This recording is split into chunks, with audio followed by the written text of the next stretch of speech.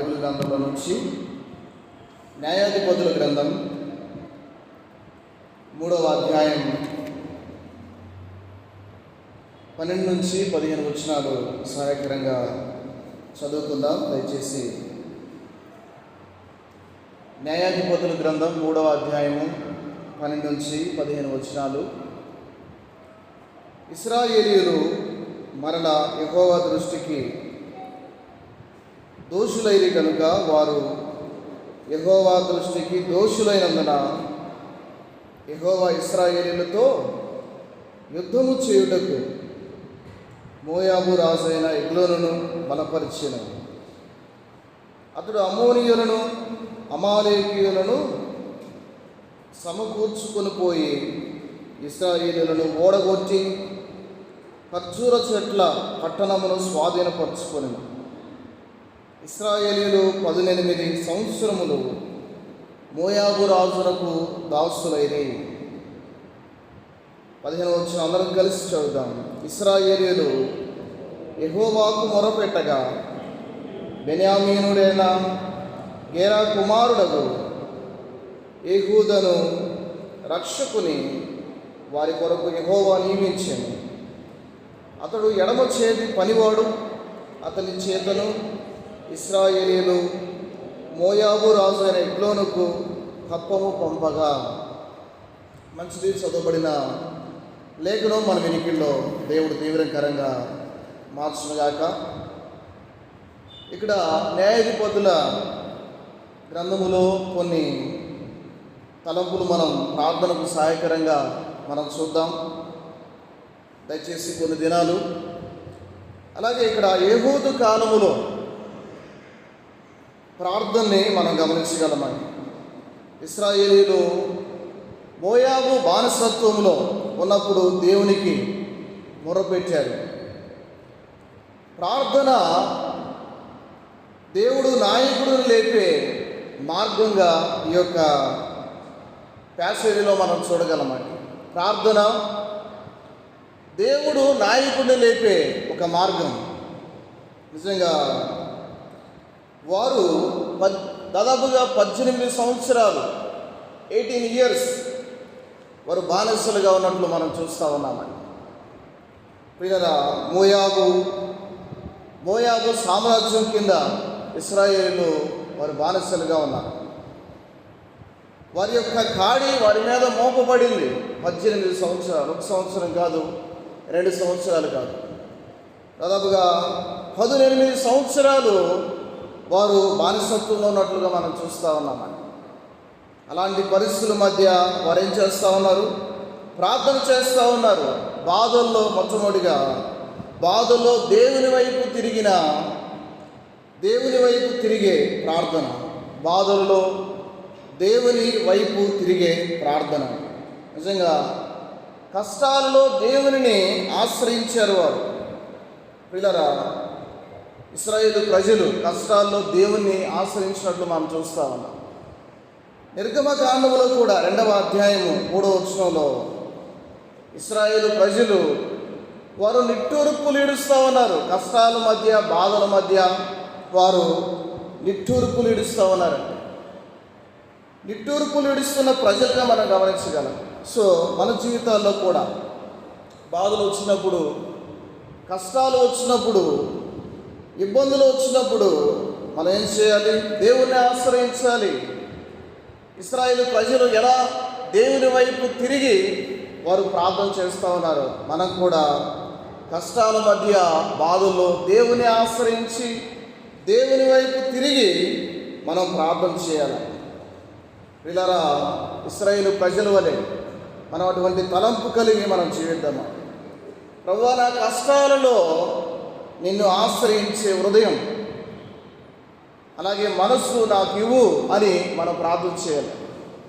కష్టాలు, బాధల్లో ఉన్నప్పుడు ప్రభువుని ఆశ్రయించే హృదయం నాకు ఇవ్వయా అని మనం ప్రార్థన చేద్దాం. అలాగే 3వ అధ్యాయము 15వ వచనంలోనే మరొక మాట చూస్తే, యెహోవాకు మొర్రపెట్టగా బెన్యామీనీయుడైన గేరా కుమారుడగు యెహూదును రక్షకుని వారి కొరకు యెహోవా నియమించాను. ప్రార్థన స్పందించే దేవుడు, ప్రార్థనకు స్పందించి విమోచకుణ్ణి అనుగ్రహించిన దేవుడు. పిల్లరా గమనించండి, వారిని విమోచించే నాయకుడిని దేవుడు నియమించాడు. నిజంగా ఆలోచన చేయండి. వారు ప్రార్థన చేయగా వారి ప్రార్థనకు జవాబు దేవుడు అనుగ్రహించాడు. ఇశ్రాయేలు బాధ విని నాయకుడిని వారి కొరకు నియమించినట్లు మనం గమనించగలము. ఇశ్రాయేలు బాధ విని వారి కొరకై దేవుడు నాయకుడిని నియమించాడు. నిజంగా వారి పరిస్థితులు మనం గమనించగలము. 6వ అధ్యాయంలో కూడా మిద్యానీయుల చేత వారు బాధింపబడుతూ ఉన్నారు. అలాంటి పరిస్థితుల మధ్య కూడా దేవుడు వారి బాధను విని గిద్యోను అనే నాయకుడిని వారికి నియమించాడండి. పిల్లరా, దేవుడు ప్రార్థనని ఆలకించేవాడు. మన విశ్వాసంతో మనం ప్రార్థించాలి. అయితే విశ్వాసంతో మనం ప్రార్థన చేసినప్పుడు మన ప్రార్థనలు ఎంత మాత్రం కూడా వ్యర్థం కావాలి. దేవుడు సరైన సమయంలో మన ప్రార్థనలకి జవాబిచ్చేవాడు. ఇశ్రాయేలు ప్రార్థన ఆలకించాడు, వారి ప్రార్థనకు జవాబిచ్చాడు. వారి కొరకే ఒక నాయకుడిని, వారిని ఏలికని దేవుడు నియమించినట్టు మనం చూస్తూ ఉన్నామన్నమాట. పిల్లరా, మన జీవితంలో కూడా ఇశ్రాయేలు ప్రజల వలె విశ్వాసంతో ప్రార్థించే వారంగా ఉండాలి. మనము ఇక్కడ నేర్చుకోవాల్సింది ఏంటంటే, ఇక్కడ ఒక ప్రార్థన తలంపు ఏంటంటే, ప్రార్థన ఆలకించువాడా, నాకు జవాబుని సరైన సమయములో ఇవ్వు అని మనం ప్రార్థించే వారంగా ఉండాలండి.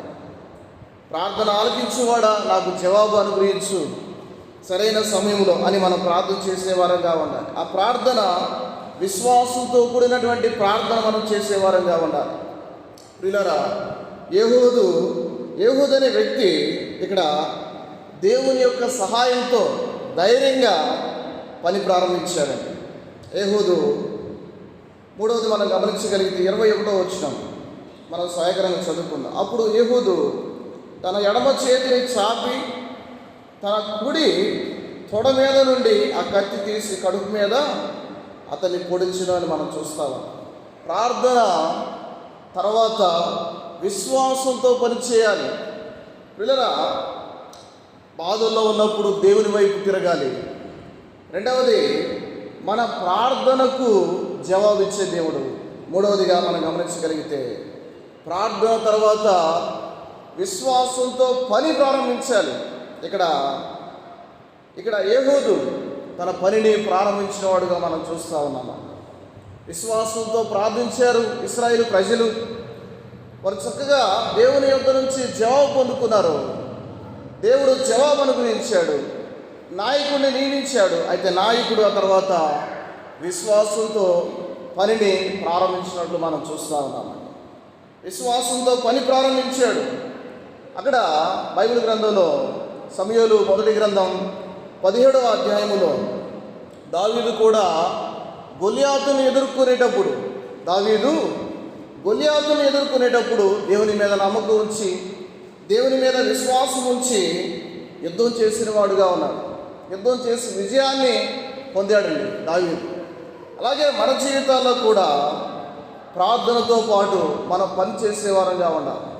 ఇక్కడ ఆ వ్యక్తి ఏహూదు వారు ప్రార్థన చేశారు, ఆ తర్వాత పని ప్రారంభించారు. అక్కడున్న మోయాబీలపై యుద్ధానికి వెళ్ళినట్లు మనం చూస్తూ ఉన్నాం. అక్కడున్న రాజును హతమార్చాడు.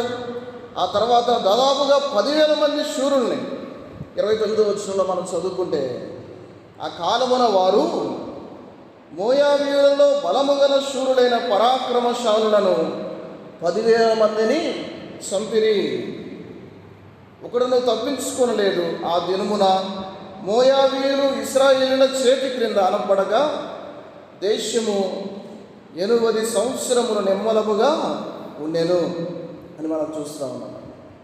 నిజంగా అక్కడ ఏహూదు విజయాన్ని తీసుకొచ్చిన వాడుగా ఉన్నాడండి. ప్రార్థన తర్వాత విశ్వాసంతో పనిని ప్రారంభించాడు. వీళ్ళ మన జీవితాల్లో కూడా ప్రార్థించి కూర్చోకుండా దేవుని మార్గాలు ఎరిగి దేవుని యొక్క మార్గాలు అడుగు జాడల్లో మనం అడుగు వేసేవారంగా ఉండాలి. అంతేకాని ప్రార్థన చేసి అంత మాత్రం కూర్చునేవారంగా ఉండాలి. కూర్చునేవారంగా ఉండకూడదు. దేవుని చిత్తాన్ని ఎరిగి దేవుని పనిని కొనసాగించేవారంగా ఉండాలి. వారు చక్కగా పనిచేశారు, విజయాన్ని వారు సాధించిన వారుగా మనం చూస్తాం. ఇశ్రాయేలీయులు ప్రార్థన చేశారు, బాధల్లో దేవుని వైపు తిరిగి ప్రార్థన చేశారు. దేవుడు వారి ప్రార్థనకు జవాబిచ్చాడు. మూడవదిగా, వారు ప్రార్థన తర్వాత విశ్వాసంతో పనిచేశారు. చక్కగా వారు విజయాన్ని సాధించిన వారుగా ఉన్నారు. మన జీవితాల్లో కూడా ప్రభువా నీపై పూర్తిగా విశ్వాసం ఉంచి ధైర్యంగా ముందుకు వెళ్ళే విశ్వాసం నాకు ఇవ్వని మనం ప్రభు దగ్గర ప్రార్థన చేసేవారంగా ఉన్నారు. పిల్లరా, మనం గమనించగలిగితే ఈ 3 విషయాల్లో మనం ఆలోచన చేయగలిగితే ఒక చిన్న ప్రార్థన ఏంటంటే, నా ప్రార్థన ప్రభువా వినుము, నా